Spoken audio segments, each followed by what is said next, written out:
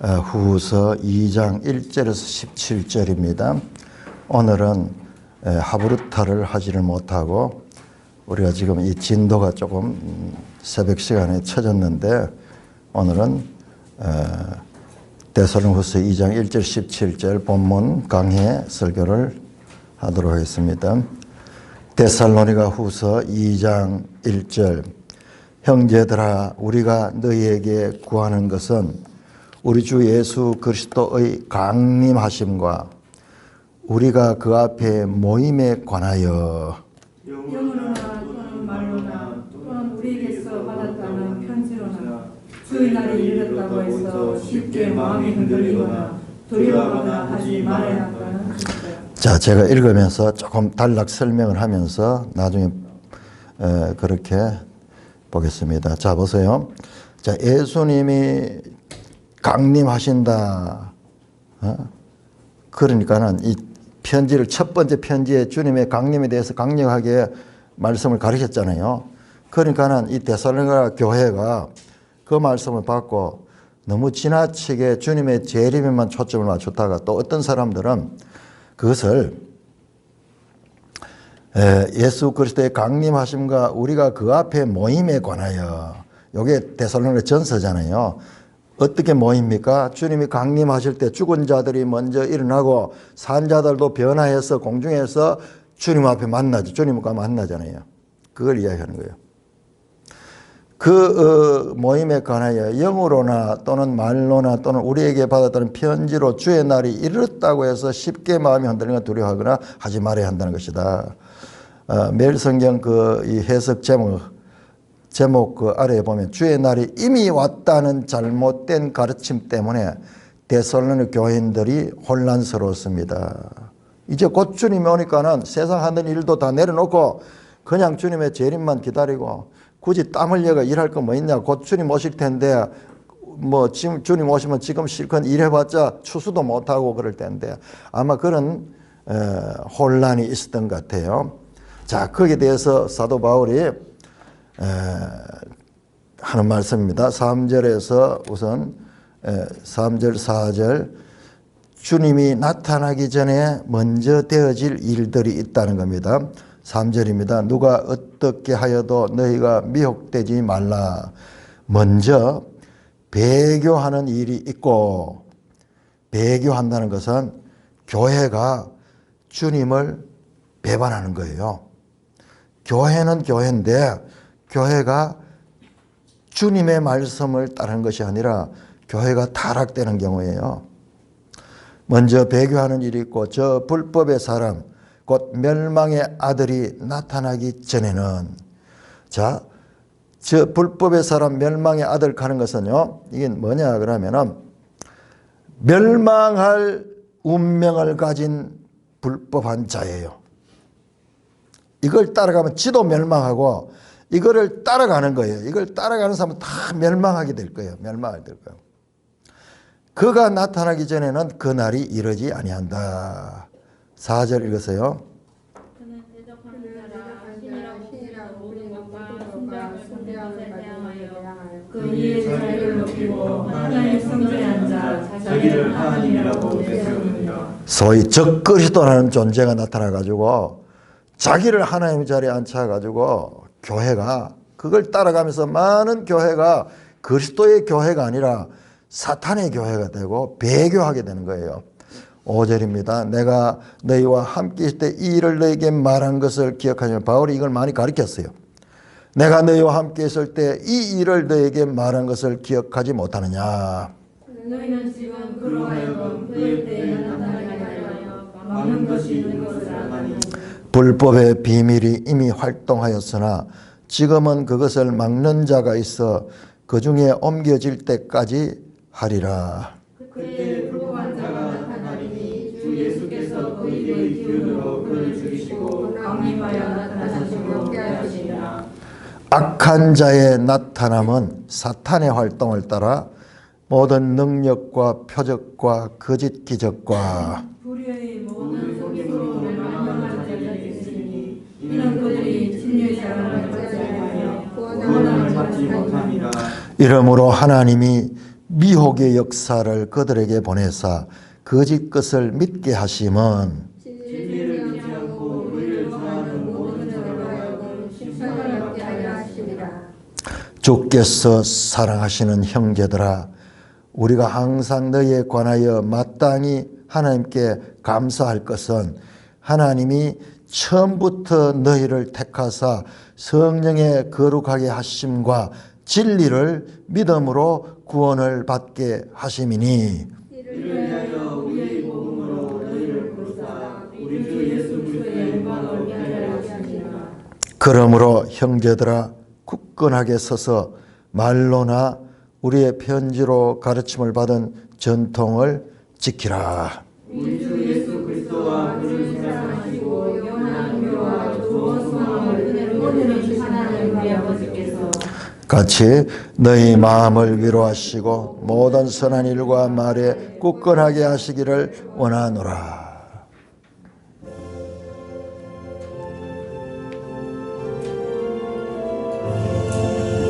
주님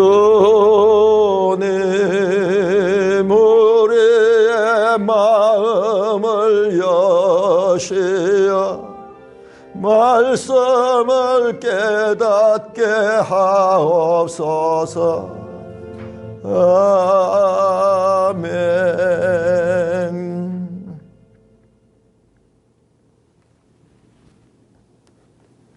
우리가 성경에 기준이 없으면은 우리 산돌교회는 참 보잘것없는 교회일 거예요. 무슨 성도들의 수로 보나 여러 가지 무슨 체제로 보나 부족한 교회입니다. 그러나 우리가 하나님의 말씀의 기준으로 봤을 때는 결코 산돌교회가 부족한 교회가 아니에요. 이 시대에 참으로 귀한 교회입니다. 오늘 우리 말씀을 통해서 우리 교회의 정체성도 새롭게 깨닫는 시간이 되기를 바랍니다. 자, 말씀드렸듯이 1절에서 2절은 데살로니가 교회가 주님의 재림에 대해서 여러 가지 동료가 있었습니다. 뒤에 보면 3장에 보면은 일도 안 하고 사람들이 이제 주님 재림할 건데 굳이 일할 필요가 뭐 있어 그러면서 게으른 사람들도 생기고 막 그런 내용들이 있었어요. 그래서 지금 편지를 다시 보내는 거예요. 그렇게 하면 안 된다. 그걸 가르치는 거예요. 자, 그래서 3절입니다. 누가 어떻게 해도 미혹되지 말라. 주님이 벌써 이미 재림했다고? 아니야. 누가 뭐라 그래도 미혹되지 마라. 먼저 배교하는 일이 있다. 먼저 우선적으로 배교, 아포스트레이 하는 건데 교회가 진리에서 배반하는 거예요. 주님을 배반하는 거예요. 우리 주님의 진리를 따르기보다는 사탄의 미혹에 속아서 그 미혹을 따라가게 되는 거예요. 그래 거짓을 진리인 줄 알고 따라가게 되는 거예요. 정말 중요하죠. 교회가 교회답게 되는 것은 외형적이거나 어떤 물질적인 그런 것이 아니라 그 속에 진리를 따라가느냐 그렇지 않냐가 교회의 이 참교회와 거짓교회를 구분하는 겁니다. 배교하는 일이다. 여러분 이 말씀이 얼마나 놀라운 말씀이에요. 이게 지금 1세기잖아요. 데살로니가는 가장 바울의 서신 가운데서도 먼저고 신약 성경 가운데도 가장 이런 책이에요. 그런데 배교가 이때부터도 있었어요. 요한 1서 보면은 배교가 있었어요. 그런데 그 배교하는 일이 어떻게 일어나냐 하면은 강력한 하나의 이 불법의 사람이 등장하는 거예요. 불법의 사람 곧 멸망의 아들. 이 말은요. 하나님의 진리와 반대되는 불법은 하나님의 법이 아닌 하나님의 법을 무시하는 그와 같은 사상인데 그것은 멸망의 아들이에요. 멸망의 아들. 결과적으로는 하나님의 아들이 아니고 하나님의 아들과 대립되는 그런 세력인데 이거는 불법을 가지고 있고 하나님의 아들은 진리로 우리를 구원하지만은 이 인간은 이 존재는 불법을 가지고 하나님의 진리 아닌 것을 가지고 결과적으로 멸망하게 하는 거예요. 자신도 멸망되고 그를 추종하는 사람들도 다 멸망하게 만드는 거예요. 멸망하게 할 운명을 가진 불법의 사람 그런 뜻이에요.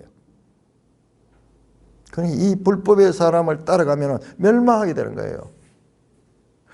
그가 나타나기 전에는 그날이 이르지 않는다. 주님의 재림은 재림 이전에 이와 같은 불법한 세력이 나타나서 교회를 진리로부터 멀어지게 하는 강력한 운동이 있다 하는 거예요. 이걸 바울은 주님으로부터 배웠어요. 그래서 5절에 보시면은 내가 너희와 함께 이 일을 너희에게 말한 것을 기억하지만 내가 늘 이걸 가르쳤잖아. 자, 그는 어떤 존재냐 그러면은 그는 그에 대해서 소개합니다. 우리가 잘 알아야 되겠죠. 이걸 알아야지 분별할 수 있겠죠. 4절. 그 불법의 사람은 누구냐? 대적하는 자라. 누구를 대적하느냐? 그래서 그리스도를 대적하는. 그래서 적 그리스도라고 안티크리스토스. 그리스도를 대적하는. 요한 1서에 보면은 적 그리스도라는 이름으로 나와요. 우리는 적 그리스도 그러면 미래에 나타날 어떤 한 신적인 존재를 생각하는데 요한 1서로 보면 적 그리스도가 여러 개 있어요. 시대마다 나타나요. 시대마다. 같은 성향을 가진 그런 세력들이 계속 이어집니다. 그는 대적하는 자라. 신이라 불리는 모든 것과 숭배받는 것에 대항하여 각 나라에도 우상들 있잖아요. 신들 뭐 그런 것보다도 자기가 더 높은 거야. 그 위에 자기를 높이고 하나님의 성전에 앉아 자기를 하나님이라고 내세우는 존재예요. 자기가 하나님이다 하는 존재예요.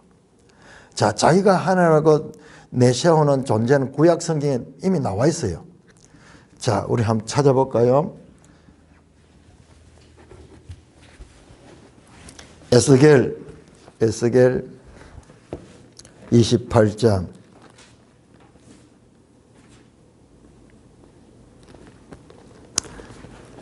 에스겔 28장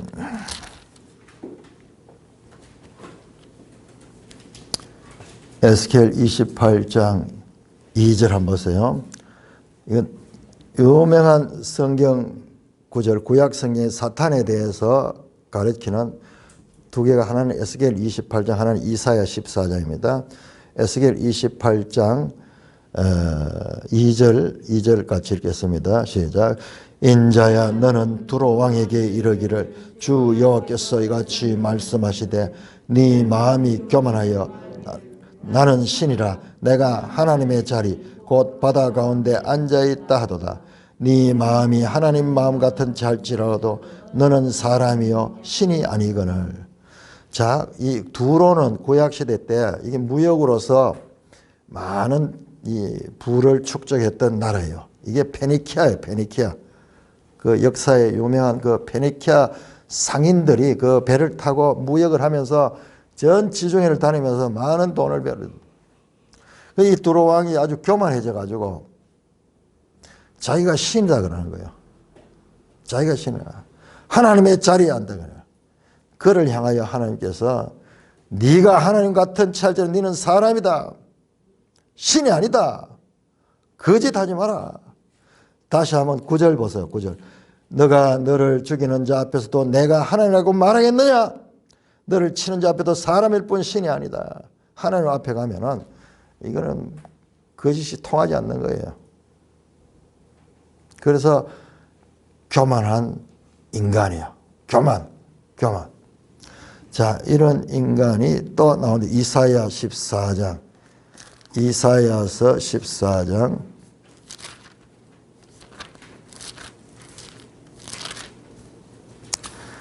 이사야 14장 14절, 13절, 14절 우리 같이 읽습니다. 13절, 14절.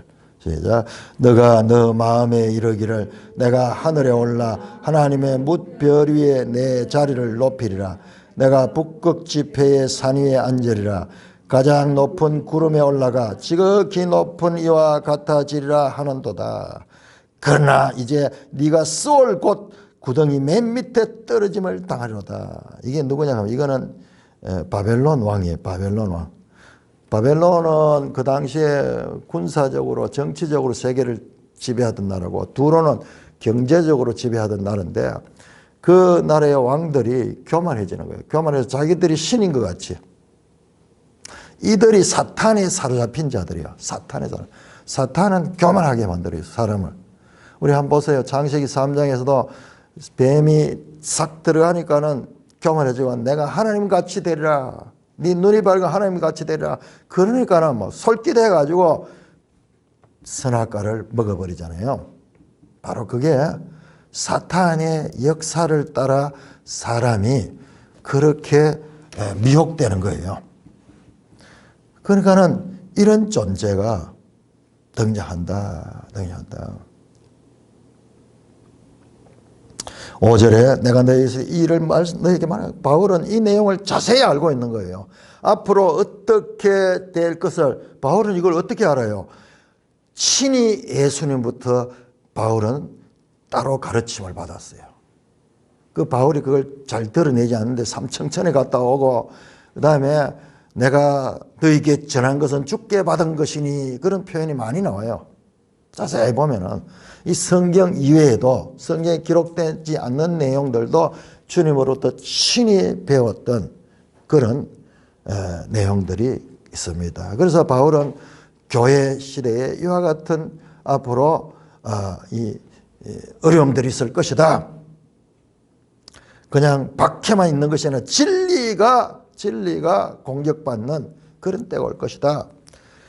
6절 너희는 지금 그로 하여금 그의 때에 나타나게 하려 하여 막는 것을 잊는 것이 아니니 불법의 비밀이 이미 활동하나 지금은 그것을 막는 자가 있어 그 중에 옮겨질 때가 하리라. 좀 어려운 말이에요. 번역이 쉽지 않아요. 제가 좀 쉬운 번역, 우리 공동 번역이 이건 잘 되어 있더라고요. 제가 6절, 7절 한번 공동 번역 한번 볼게요. 알다시피 그 자는 누구 불법의 사람 그걸 말하는 거예요. 그 자는 지금 어떤 힘에 붙들려 있습니다. 그러나 제때가 되면 나타나게 될 것입니다. 사실 그 악의 세력은 벌써 은연중에 활동하고 있습니다. 다만 억제하는 분이 물러나실 때까지는 그것을 억제할 것입니다. 뭐냐 그러면은 이 불법의 비밀, 아까 그 불법의 사람에서 나오는 거예요. 비밀이라는 표현은 이것이 잘 알려지지 않는 거예요. 사람들이 봐도 잘 분별을 못하는 거예요. 미스테리한 거예요. 그러니까 어떠면 미스테리하면 우리가 더 솔깃해지는 거예요. 이게 나중에 강약이 나타나지만은 지금 이미 활동하고 있어. 이미 활동하고 있지만은 그것을 막는 자가 있어서 억제를 당하는 거예요.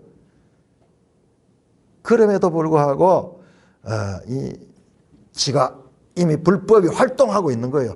한번 보세요. 초대교회도 벌써 계속 거짓 선지자, 거짓 교사, 다른 교훈, 다른 복음 나오잖아요. 바울이 늘 그걸 가르쳤잖아요. 데살로니 교회도 그걸 가르치는 거예요. 거짓 선지자들이 나온다. 그걸 분별할 수 있는 길은 딴 길이 없어요. 딴 길이 없어요. 그래서 바울의 가르침을 잘 받고 분별할 수 있어야 되는데 어린 교회가 그걸 분별할 수가 없잖아요. 그래서 바울이 다시 편지를 써서 지금 정확하게 가르쳐 주는 거예요. 불법의 비밀이 이미 활동했다. 그렇지만은 그것을 막는 자가 있어 그 막는 것이 이제 멈춰질 때, 물러날 때, 마치 댐에 수문이 있다가 수문 때문에 거기 못 넘쳐도 수문을 열어버리면 확 나올 때 그때까지 지금 우리가 그 과정에 있다. 그때 막는 자가 그 손을 억제하던 것을 바람을 확 막고 있다가 뭐를 가르고 있다가 이걸 확 열어보면 확 물밀같이 이 바람이 밀려오듯이 그때까지 그가 활동을 하고 있지만은 그가 지배는 못하는 거예요. 지배는. 교회 시대를 보면요, 늘 이랬어요. 초대교회 때도 마찬가지고, 야, 어떻게 바울이 가르치는 교회도요, 거짓이 들어와가지고 바울 가르침을 이겨내버리는 거예요. 그러니까는 우리는 뭐 말할 것이 있겠어요? 오늘날은 말할 거 있겠어요? 그럼에도 불구하고 막는 자가 있는 거예요. 그것을 막는 자가 있어서 다 거기에 휩쓸리지 않도록 하시는 분이 있어요. 뒤에 보면 이 막는 자가 누군가도 우리가 유추할 수 있습니다. 자, 요한 1서 2장 보세요.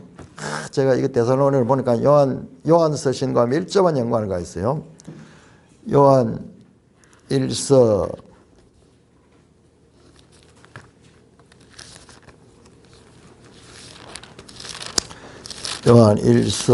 2장 18절, 2장 18절입니다. 2장 18절.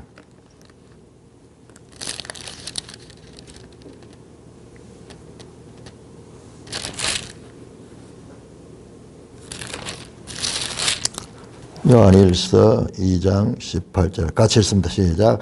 아이들아, 지금은 마지막 때라. 적 그리스도가 오리라는 말을 너희가 들은 같이 지금도 많은 적 그리스도가 일어났으니 그러므로 우리가 마지막 때인 줄 알라. 자, 적 그리스도 하나가 아니죠. 많은 적 그리스도 지금도 이미 활동하고 있는 거예요. 너희가 들은 같이 바울이 이걸 이 사도 요한도 이걸 가르쳤네요. 사도 요한도. 그리고 초대교회 때 거짓 그리스도에 대한 가르침이, 예수님도 그 마태복음 24장에 보면은 거짓 그리스도와 거짓 선지자가 여기저기서 나타날 것이다, 그렇게 가르쳤죠. 그 예수님 말씀이 그대로 지금 성취되고 있는 거예요. 4장 3절. 예수를 시인하지 않은 영마다 하나님께 속한 것이 아니니 이것이 곧 적 그리스도의 영이라. 오리라 한 말을 내가 지금 벌써 세상에 있다. 적 그리스도는 장차 오는 것이 아니고 1세기 때부터 이미 존재했어요. 지금 벌써 세상에서 교회 안에 거짓 가르침을 가지고 교회를 누룩처럼 그렇게 해서 교회가 변질되도록 하는 역할을 하는 것이 바로 이 세력이에요. 그렇지만 그 가운데서도 진리의 교회가 남아있는 거예요. 왜냐 그러면은 그 막는 세력이 있는 거예요. 그가 활동은 하되 아직까지 마음대로 그가 활동하지 못하도록 막는 자가 있는 거예요. 억제하고 있는 분이 있습니다. 그 억제하는 자가 손을 들어버리면은 그때는 막 물밀듯이 들어와서 아무도 감당 못하겠지만은, 그러나 그때까지는 활동하고 있지만은 우리가 진리 전쟁을 해야 된다. 진리를 우리가 잃어버리지 않기 위해서는 진리의 전쟁을 해야 된다. 그때가 언제냐 그러면은 그 막는 자가 옮겨질 때, 그 막는 것을 이제 억제하는 것을 그냥 해제해버릴 적에, 해제해버릴 때, 수문을 열어버릴 때, 그때 불법한 자가 나타나리니. 앞에 나왔던 그 불법의 사람이죠. 주 예수께서 그 입의 기운으로 그를 죽이사 강림하사 나타나심으로 피하리라. 이게 뭐냐 그러면은 이게 요한계시록이에요. 요한계시록의 마지막 예수님의 재림의 때 우리가 앞에서 봤죠. 재림의 때 성도들, 죽은 자들이 부활하고 산 자들도 변화받아 들림을 봤죠. 그건 그 부분만 보여준 거예요. 데살로니가 오늘 아침에 보니까 1장에 보니까요, 천사들과 같이 나오셔요. 내려올 때 1장 한번 보세요. 데살로니가 후서 1장 7절 1장 7절 중간 부분에 주 예수께서 자기의 능력으로 천사들과 함께 하늘로부터 불꽃 가운데 나타나실 때, 우리 데살로니가 전서 보면 예수님 혼자 나오는 것 같잖아요. 그런데 천사들을 데리고 나가는 거예요. 그러니까 여기저기 흩어져 있는 조각들을 퍼즐을 맞춰보면 그림이 보여요. 그 요한계시록에 보면은요, 예수님이 재림할 때 백마를 타고 재림하는데 거기에 보면 수많은 천군 천사들이 함께 등장해요. 그때 전쟁을 하는 거예요. 전쟁. 그 이야기예요. 그 이야기예요. 자, 우리 계시록 19장 보세요. 19장. 요한계시록 19장. 19장 11절부터 그 21절까지가 바로 예수님의 재림의 장면이에요. 그런데 여기서 이 예수님의 재림의 장면은 우리 앞에서 봤던 그런 내용들은 없고 이 불법의 세력들을 멸망시키는 그것에 집중되어 있습니다. 19장 11절부터 12절에 봅니다. 그 눈은 불꽃 같고 재림 예수님입니다. 머리에는 많은 관들이 있고 또 이름 쓴 것 하나가 있는데 자기밖에 아는 자가 없고 그가 또 피 뿌린 옷을 입었는데 그 이름은 하나님의 말씀이라 칭하더라. 예수님이 존재 자체가 하나님의 말씀이에요. 하늘에 있는 군대들이 희고 깨끗한 세마포지고 백마를 타고 그를 따르라. 이거예요. 이게 천군 천사들이에요. 히브리서 우리 12장 할 적에 그 새 예루살렘에 보니 천군 천사와 장자들의 교회와 그리고 이 만국의 심판주이신 하나님과 새 언약의 중보자 예수 그리스도와 함께 있었는데 바로 그 천사들이에요. 하늘에 있는 군대들이 전쟁을 하기 위해서 오는 거예요. 지금 이거는 전쟁 모드예요. 예수님의 전쟁. 뭐를 위해서? 지금 이 불법한 세력을 15절 그의 입에서 예리한 검이 나오니 예리한 검이 나옵니다. 16절 그 옷과 다리에 이름 쓴 것이 만왕의 왕이요 만주의 주라. 내가 보니 17절 자 19절 보시면요. 내가 보매 짐승과 땅의 임금들과 그들의 군대들이 모여 그 말탄 자와 그의 군대와 더불어 전쟁을 가. 바로 재림하는 예수님과 대적하는 세력이에요. 짐승과 땅의 임금들과 그들의 군대. 자, 하늘 군대와 예수 그리스도와 하늘 군대가 지금 내려오고 있고 땅에서는 짐승과 땅의 임금들과 그들의 군대가 모여가지고 그 말탄 자와 그 군대와 더불어 전쟁을 가. 하늘 세력과 전쟁을 이렇게 전쟁해요. 그러다가 어떻게 하면 짐승이 잡히고 그 앞에 표적이 거짓 선지자도 함께 잡힙니다. 그래서 그들이 어떻게 됐냐? 이 거짓 선지자가 누구냐? 이는 거짓 선지자에 대한 설명은 이는 짐승의 표를 받고 그의 우상에 경배하는 자들을 표적으로 미혹하는 자라. 실제적으로 교회에 와서 미혹하는 역할을 하는 건 거짓 선지자예요. 그러나 그 배후에는 짐승이 있어요. 둘 다 산채로 유황불 붙는 못에 던져지고 그 나머지는 말탄자 입으로 나오는 검의 죽음에 모든 새가 그들의 살로 배울라. 지금 이 장면. 주 예수의 강림의 다른 한 면. 이 땅의 불법한 세력들을 완전히 섬멸해버리는. 자, 여기 편 넘김에 20장 넘어가보죠. 20장. 자, 여기 지금 짐승과 거짓 선지자가 유황불에 들어갔죠. 유황불에 들어갔잖아요. 자, 20장 10절 보세요. 20장 10절 또 그들을 미혹하는 마귀가 불과 유황못에 던지니 거기에 그 짐승과 거짓 선지자 세세토록 밟네. 마귀, 짐승, 거짓 선지자 이 삼위일체, 악의 삼위일체가 지금 불못에 탁 던져집니다. 죽지 않는 존재인 것 같아요. 죽었다는 말이 없어. 그 불못에 유황못에 던지니까 세세토록 밤낮 괴로움을 받는 그 상태로 있어요.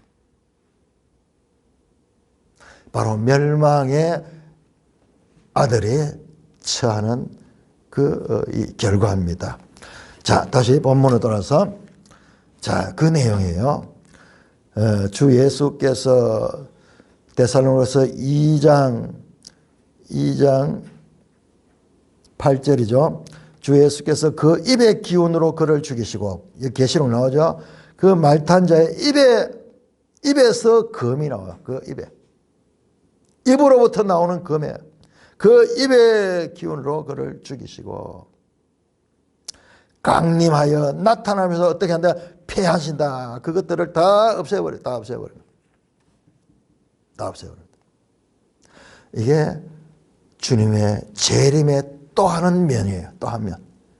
성도들이, 죽은 성도들이 부활하고 산자들이 변화하여 주님과 함께 이 주님을 맞이하는 그 장면과, 그 다음에 데살로니가후서 1장에서는 천군 천사들과 함께 내려온 것으로 나와 있고, 지금 요한계시록은 이 전체를 다 보여주는데, 지금 여기에 지금 데살로니가에서 주님의 재림의 때를 가르쳐 주는데, 그 입의 기운으로 이 불법의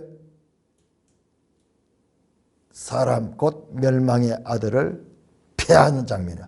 자, 여기에는 단순하게 나오고 계시록이 더 자세하게 펼쳐줬죠. 자, 그 다음에 또 정보가 나옵니다. 9절에 악한 자의 나타남은 사탄의 활동을 따라 모든 능력과 표적과 거짓 기적과 불의의 모든 속임으로 멸망한 자다.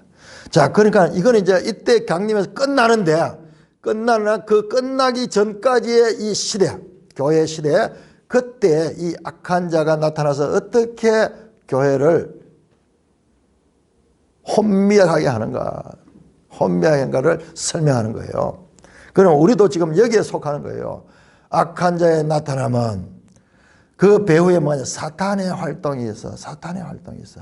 방금 봤잖아요. 멸망하는데도 보니까는 나중에 짐승과 거짓 선지자가 불못에 던져주고, 나중에 그들을 미혹하던 그 마귀가 역설합니다. 이 짐승은요, 이 마귀의 지배를 받아요. 마귀의 지배를 받습니다. 자, 계시록 13장 가보시죠. 13장. 그러니까 성경 공부가요, 얼마나 참 진짜 대단해야 되는지 몰라요. 이 계시록만 보면 잘 흐릿한데요, 이게 나오는 거예요. 계시록 13장에는 짐승이 나와요. 13장 1절 바다에서 한 짐승이 나오는데 뿔이 여리고 머리가 열다. 이 짐승인데요, 이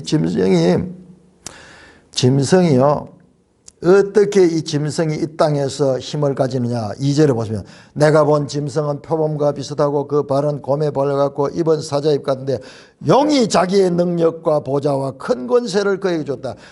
사탄이 이 짐승에게 지금 권세를 주는 거예요. 사탄이 그를 지배하는 거예요. 이건 짐승이 이게 사탄의 도구예요.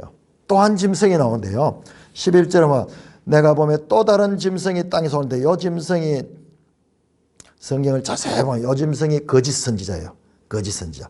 여기는 거짓 선지자 말이 안 나오는데 뒤에 보면은 이 거짓 선지자예요. 그 유명한 666 하는 게 여기서 나오는 거예요. 이것들은 다 누구의 힘을 받느냐 그러면은 4절 보세요. 13장 4절. 용이 짐승에게 권세를 주면서 용에게 경배하여 짐승에게 경배하며 이르되 누가 이 짐승과 누가 이와 더불어 싸우려.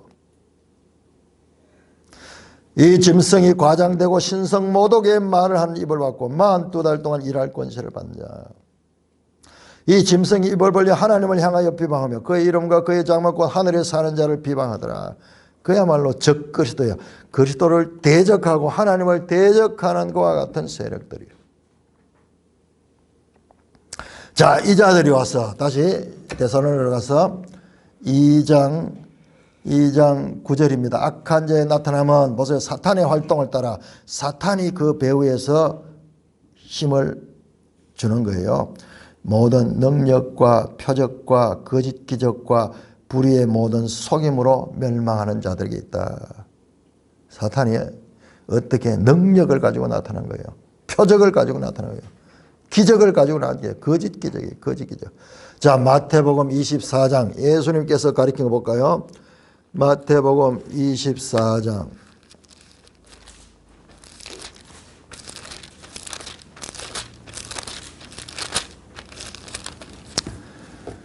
마태복음 24장 24절.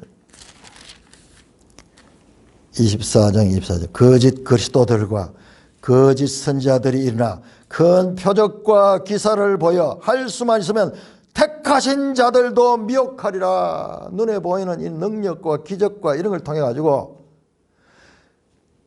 택하신 자들, 교회에 다 속해 있잖아요. 그 택하신 자들도 미혹하려고 하는 거예요. 그래 이 택하심을 받았다고 해가지고 그냥 무방비 상태로 있어서 안 되는 거예요. 그 택하신 자들에게도 그들의 공격이 임하는 거예요. 하나님이 주권적으로 택했지만은 그가 책임적으로 그와 같은 미혹을 물리칠 수 있어야 돼요. 택하신 자들이라고 해가지고 마귀의 공격이 없는 게 아니에요. 특별히 표적과 기사를 보이면요, 사람들 껌뻑 넘어가 봅니다. 병을 낫게 해버리고 귀신 들린 자를 귀신을 쫓아내고 마치 복음서에 나오는 예수님 같이 그렇게 한대요. 여러분 잘 보세요. 성경을. 복음서에는 예수님의 기적이 많이 나타납니다. 그 예수님의 기적들은 예수님의 하나님의 아들이심을 드러내는 사건이에요.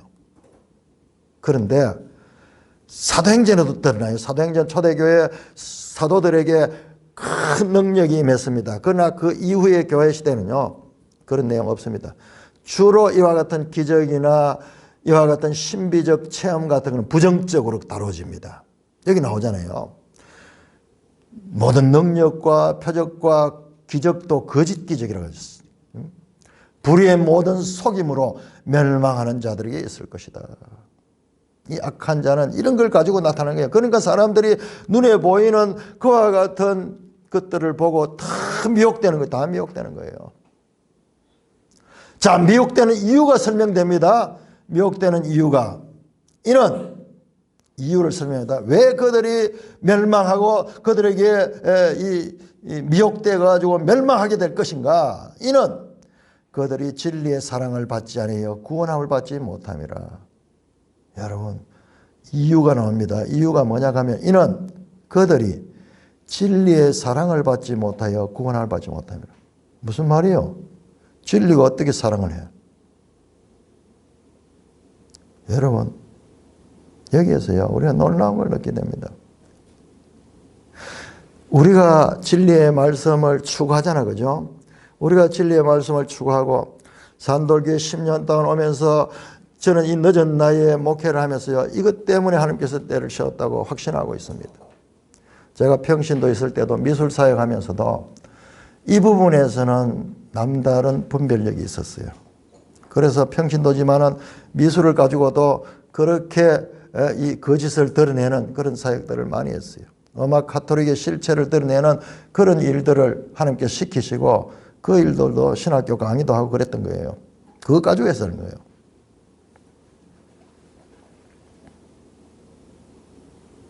그런데 하나님의 말씀을 사랑하고 이 말씀 중심으로 신앙생활을 하는 것이요, 내 의지가 아니라 진리의 사랑을 받았기 때문에 그렇게 하는 거예요.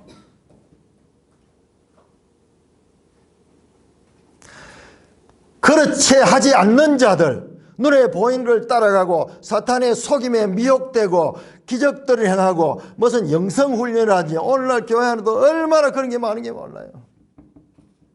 신비주의. 병 낫고 안수하니까는 문제가 해결이 되고, 그러면 사람들이 얼마나 모인지 몰라요. 근데 그들은 왜 그 길을 쫓아가는가? 그 이유가 있어요. 진리의 사랑을 받지 못하기 때문에 그런 거예요. 진리가 그를 사랑해 주지 않았는 거예요. 그러니까 그들도 진리를 사랑할 줄 모르는 거예요. 진리를 보면. 그래서 구원함을 받지 못한 거예요. 반대로 그럼에도 불구하고 끝까지 진리를 찾아가는 자들은요, 진리의 사랑을 받은 자예요. 내가 진리를 사랑한 줄 아는데 진리가 나를 사랑하셔서,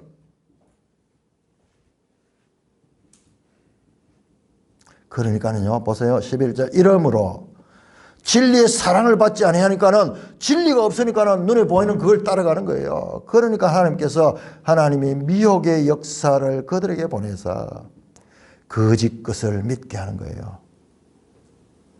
혼미한 마음, 미혹의 역사에 그대로 그들은 거기에 다 빠져버리는 거예요. 거짓 것을 추구하게 되는 거예요. 자, 고린도후서 4장 한번 열어보세요. 고린도후서 4장. 고린도후서 4장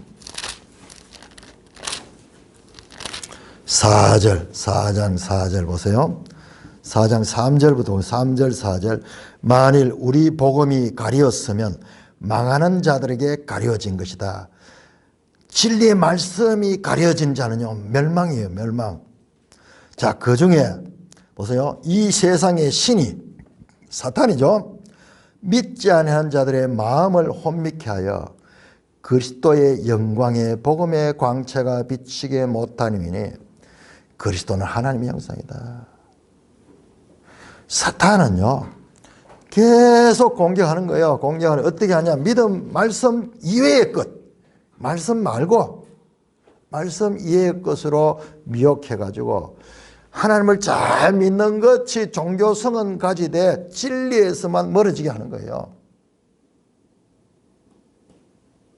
우리가 지난주 주일 오후에도 무슨 그 찬양에 대해서 공부했지만 교회 안에 음악 찬양 참 중요하죠. 그럼에도 불구하고 진리의 말씀은 소외되고 찬양만 넘쳐나는 것도 그게 바로 사탄의 미혹의 결과예요. 그래도 아무도 별 부담감 없이 즐기고 있잖아요. 그런 식으로 가는 거예요. 그 속에 있으면서도 자기들이 어느 길을 가고 있는지 알지 못하는 거예요. 여기 분명히 했잖아요. 진리를 믿지 않고 거짓 것을 믿게 되는 거예요. 마음이 혼미하기 때문에. 그래서 진리를 믿지 않고 불의를 좋아하는 모든 자들로 하여금 심판을 받게 하려 하심이라. 결과적으로는요. 진리 전쟁인 거예요. 하나님께서 최종적으로 진리를 따랐느냐 그렇지 않고 불법을 따랐느냐 그에 따라서 하나님의 영원한 안식에 들어가느냐 멸망의 아들과 함께 멸망으로 가느냐가 갈라진다고 말씀하고 있잖아요. 진리를 믿지 않으면요 저와 같은 능력과 표적과 거짓 기적과 불의의 속임, 소위 불의를 좋아하는 거, 불의를 좋아하게 된 거예요. 교회 안 다닌 것도 아니에요. 교회 안에 있으면서도 교회 전체가 집단적으로 불의의 집단이 되는 거예요. 자, 마태복음 7장 봅시다. 예수님의 말씀과 똑같죠.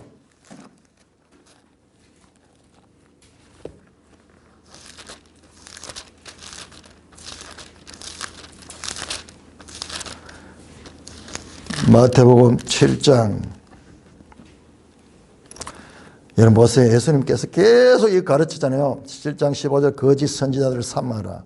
양의 옷을 입고 너에게 나온 속에는 노략질하는 일이라. 21절 나더러 주여 주여 하는 자마다 다 천국에 들어갈 것이 아니요 다만 하늘에 계신 내 아버지의 뜻대로 행하는 자라야 들어가리라. 그날에 많은 사람이 나더러 이르되 주여 주여 우리가 주의 이름으로 선지한 노릇하며 주의 이름으로 귀신을 쫓아내며 주의 이름으로 많은 권능을 행하지 않을까 말하리니 그때 내가 그들에게 밝히 말하되 내가 너희를 도무지 알지 못해 불법을 행하는 자들아 내게서 떠나가라.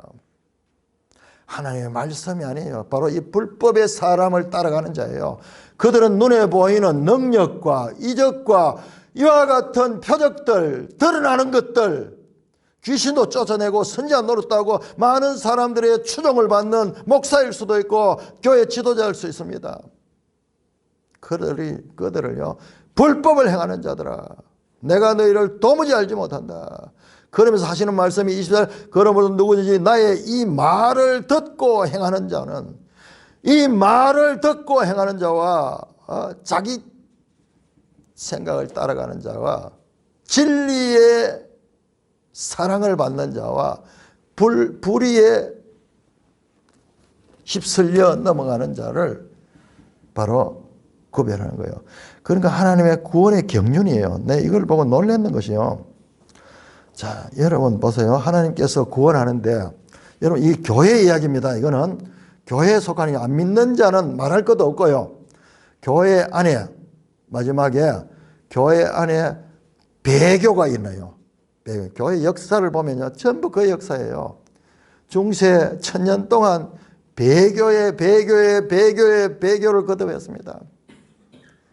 그때 당시로 봤을 때는 여기 데살로니가 나오는 이 불법의 사람이 교환권하고 말하는 것은요, 누가 봐도 다 일리가 있는 말이에요. 실제로 종교개혁자들은요, 그 교환권을 갖다가 이 불법의 사람으로 그렇게 가르쳤어요.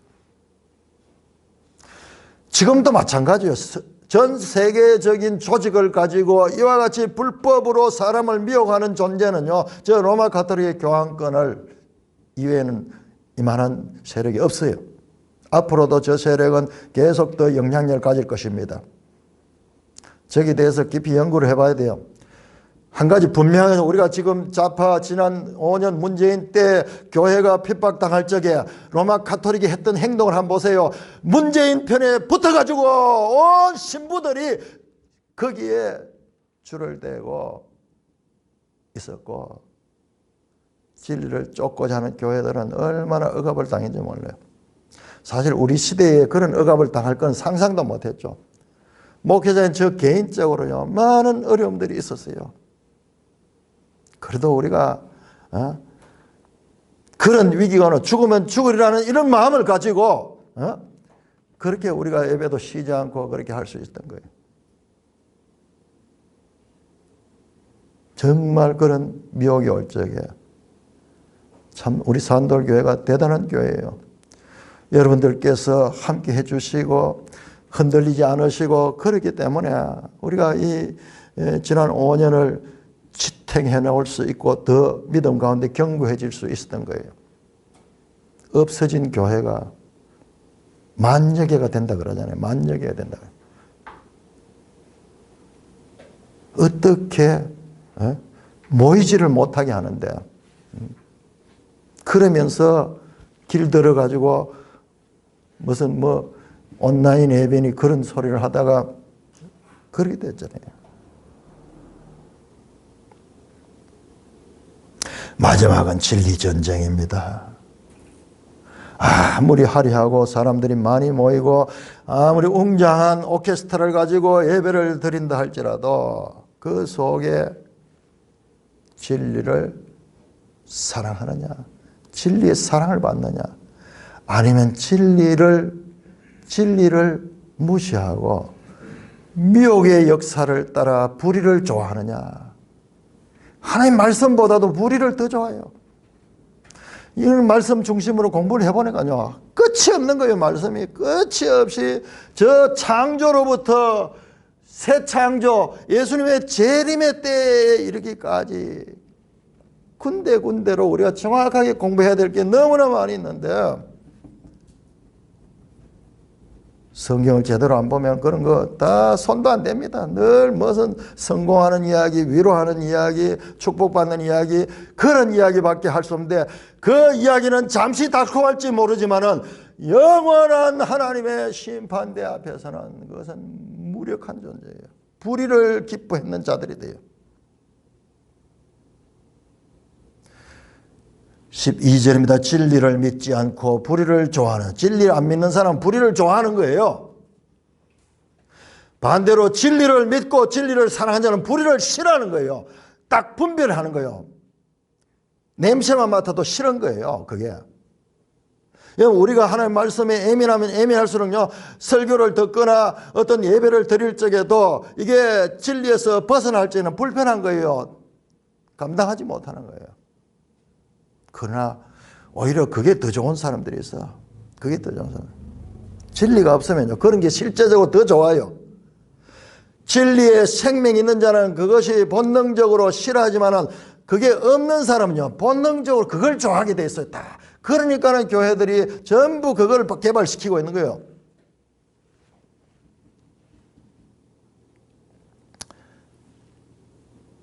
(13절) 13절입니까? 12절입니까? 13절이냐?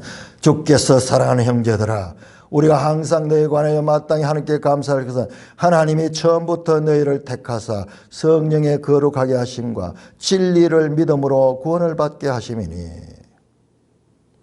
하나님이 택하였어. 성령의 거룩하게 하심, 성령으로 거룩하게 하고, 그 다음에 성령으로 진리를 믿고 구원에 이를 수 있도록 성령이 역사하시는 거예요. 성령이 진리의 영이잖아요. 성령이 진리의 성령입니다. 예수님께서 요한복음 14장 17절 15장 26절 또 16장에서도 말씀했는데 보혜사 성령은 진리의 영이다. 그렇게 성령을 따르지 아니하면은 진리의 사랑을 받지 못하는 것은 다른 말로 하면 성령을 따르지 않는 거예요. 성령 자체가 진리의 영이에요. 그러나 우리 신약시대의 성도들은 모든 것이 성령이 성령, 내주하신 성령에 대한 분명한 이해가 있어야 되고, 그 다음에 그 성령을 따라서 성령을 소멸치 말고, 그 말은요, 우리 성령이 우리 속에 내주해도 무시해버리고 내 육적인 삶을 계속 살아가 버리면 성령이 점점 소멸되는 거예요. 성령을 기뻐하고 성령을 깨닫고 말씀으로 성령이 내 속에 있다는 걸 알고 성령을 살려주고 성령을 기뻐하고 성령의 활동을 북돋우고 내 자신을 성령에다 맞출 적에 우리는 첫째로 진리를 사랑하게 되고, 그리고 우리의 삶도 주님 기뻐하신 삶으로 점진적으로 변화되게 됩니다. 14절 이를 위하여 우리의 복음으로 너희를 부르시는 주 예수 그리스도의 영광을 얻게 하려 하심이라. 바울은 말끝마다 예수 그리스도. 여러분, 우리 설교가 목사들의 설교가요, 끝에 가면 전부 예수 그리스도 돼야 돼요. 예수 그리스도. 전부 예수 그리스도. 15절입니다. 그러므로 형제들아 굳건하게 서서 말로나 우리의 편지로 가르침을 받은 전통을 지키라. 여러분, 여기에 눈이 번쩍 뜨이는 한 내용이 나옵니다. 전통을 지키라 그래요. 성경에서 전통은 되게 부정적입니다. 전통은 사람의 계명 또는 장로들의 전통, 저는 유전이라는 말로 나오는데, 또는 사람의 전통. 유대인들은 이 전통을 아주 강조합니다. 그래서 저희 유대교가 지금까지도 저렇게 존재하는 거예요. 제가 한번 봤던 영화 가운데 그 지붕 위에 바이올린 가는 그 영화에 유대인들이 러시아에 살던 그 내용인데, 그 노래가 나오는데 노래가 늘 트래디션, 전통. 계속 전통을 강조하면 어린아이들한테도 전통 하는데, 근데 그 전통은 이와 같은 유대교의 전통이요. 근데 바울이 지금 여기 말하는 것은 새로운 전통이에요. 말로나 우리의 편지로 가르침을 받은 전통을 지키라. 이건 바울의 가르침이에요. 바울의 가르침은 예수 그리스도의 말씀에 기초된 예수님의 전통이에요. 예수님의 전통. 그러니까 우리 전통 가면 성경에서는 신약 성경에 다 부정적으로 나오거든요. 그런데 여기에 눈이 번쩍 튀어나와요. 자, 단어를 대할 적에 우리가 전체적으로 봐줘야 돼요. 여기서 이 전통은 뒤에도 나오는데 3장 보세요. 3장 6절 형제들아 우리 주 예수 그리스도 이름으로 너희를 명하노니 게으르게 행하고 우리에게 받은 전통대로 행하지 아니하는 모든 형제에 떠나라. 새로운 전통이 새로운 전통. 이 전통은 그리스도의 가르침 위에 있는 그것을 풀어서 말씀하는 이 바울의 가르침, 이것을 지켜라. 말로나 우리의 편지로, 우리는 지금 편지를 통해서 가르침을 받고 있잖아요. 바로 이 편지나 그 다음에 직접 그 당시에 1세기에는 말씀으로 가르쳤던 그 말로, 그걸 지키라. 그 이외에 불의한 자들이 와서 미혹하는 그 속임에 넘어가지 마라. 그들이 행하는 것이 대체적으로 능력으로 나타나는 능력. 우리 사람들은 그 능력을 보면 막 거기에 하는 거예요. 그 말씀이 없으면 그럼 100% 다 그렇게 될 수밖에 없어요. 그러나 그 속에 진리의 말씀이 있는 자는 그 말씀으로 분별하니까는 거기에 대해서 이 부정적인 반응을 보일 수 있지만은 우리 주 예수 그리스도와 우리를 사랑하시고 영원한 위로와 좋은 소망의 은혜를 주신 하나님 아버지, 너희 마음을 위로하시는 모든 선한 일의 말에 굳게 하시기를 원하노라. 그러면서 강조가요. 우리의 편지라, 우리의 말이나 편지로 가르치는 그 전통을 지키라. 그것이 바로 진리다. 이 진리를 따라갈 것이며, 저 불의한 세력들이 와서 진리에서 떠난 불법을 가지고 가리키는 그 미혹에 빠지지 않도록 해라.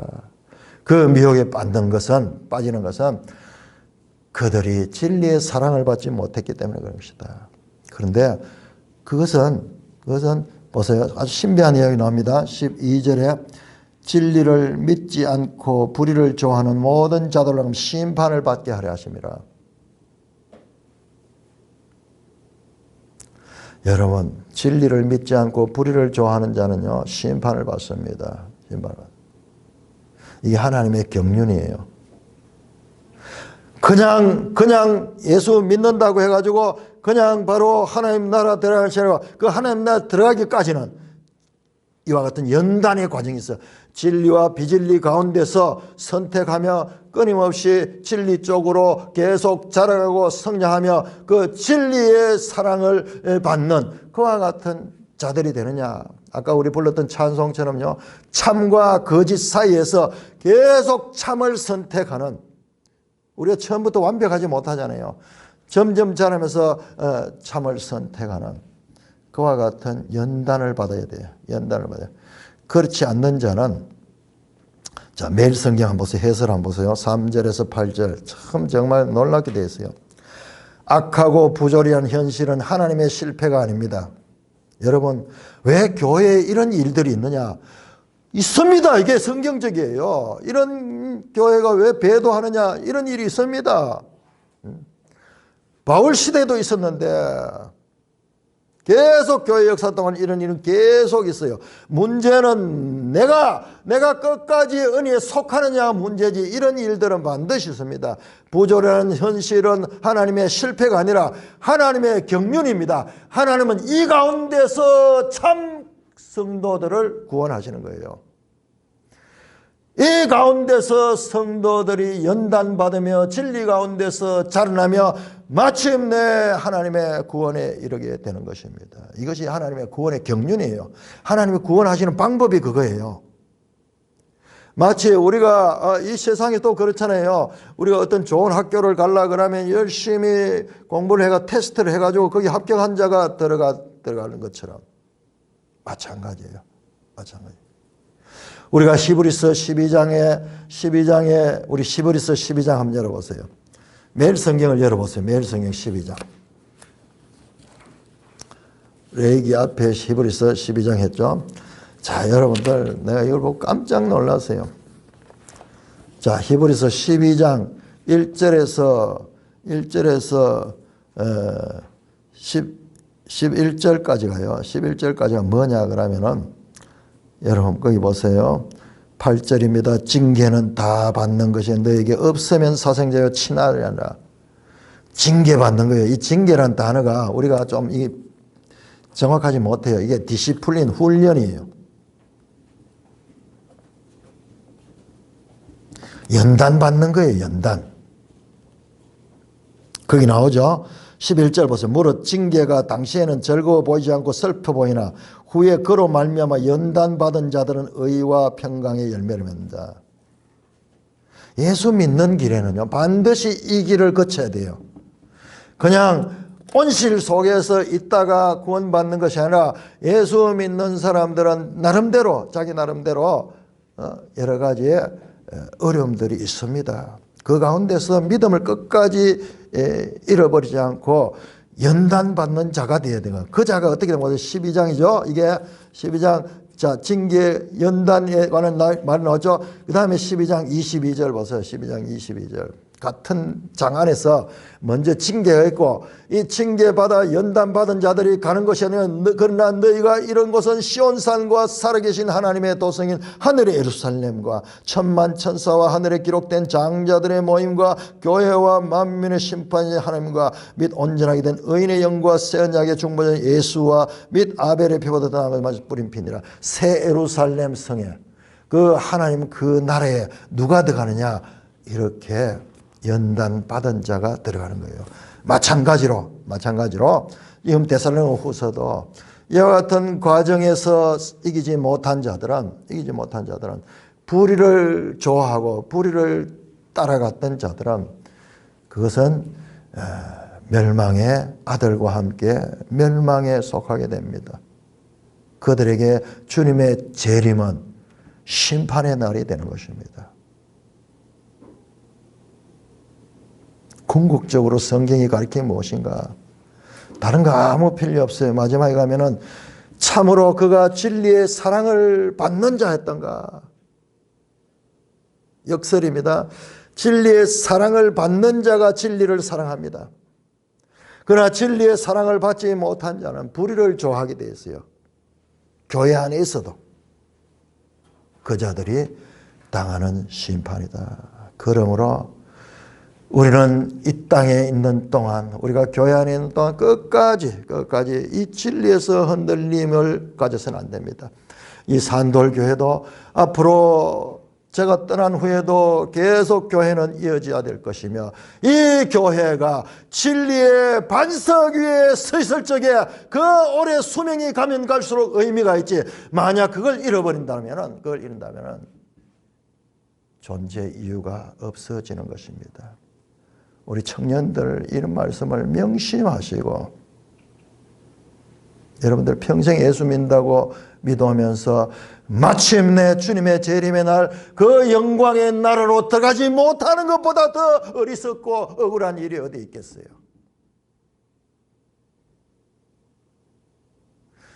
말씀이 분명하지 않으면 흔들리는 거예요. 현실에서 나타나는 거 이걸 보면은 그게 대단해 보이는 거예요. 그러나 그런 것들은 잠깐이에요. 잠깐. 핵심은 뭐냐? 우리가 추구하듯이 하나님의 말씀이에요. 말씀. 이 말씀으로 그 하나님 나라에 편입되는 저와 여러분 되기를 주님의 이름으로 간절히 축원합니다. 혹시 나눌 말씀